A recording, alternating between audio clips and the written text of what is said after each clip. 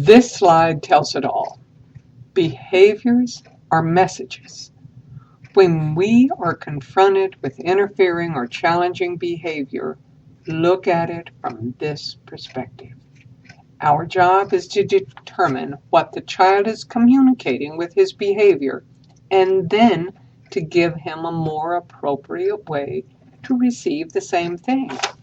This is called functional equivalence, and it is a very important concept when we're developing behavior plans.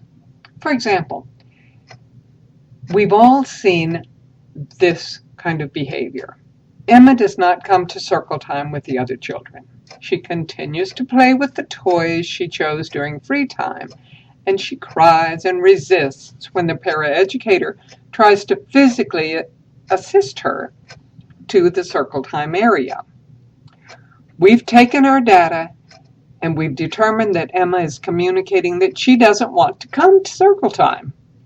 The functionally equivalent behavior would be to give Emma a way to appropriately avoid circle time.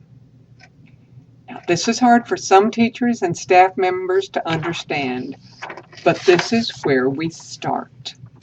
Can we develop procedures to help Emma tolerate circle time later? Of course, but that's not where we start. We can generally divide behavioral function into just a few broad categories. Almost all human behavior is performed in order to either obtain or avoid something. The challenging behavior might be to obtain attention. For example, we might discover our little student typically acts out when she has not received attention over a length of time. Some behaviors are present because the child is seeking sensory stimulation. Perhaps you have seen a child who wedges himself into a very small space.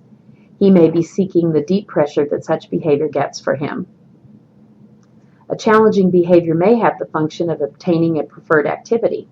Chris presents challenging behavior when he does not have access to his favorite toy train. Very commonly, the challenging behavior is an effort to avoid or escape something the student perceives as aversive. Hiding behaviors, such as moving behind or under a desk, may serve to avoid attention. We often see children putting their hands over their ears or even leaving the room in order to escape aversive sensory stimulation.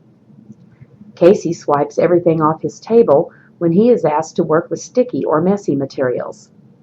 This is an example of using a challenging behavior to avoid a non-preferred activity. It is not uncommon to see preschoolers throw a non-preferred object rather than returning it to the toy box and simply putting it down. It is important to remember that a single behavior can have multiple functions, and several behaviors can be used to communicate the same function. For example, a child might bite another student in order to obtain a toy he wants, but may also bite when he wants to be left alone.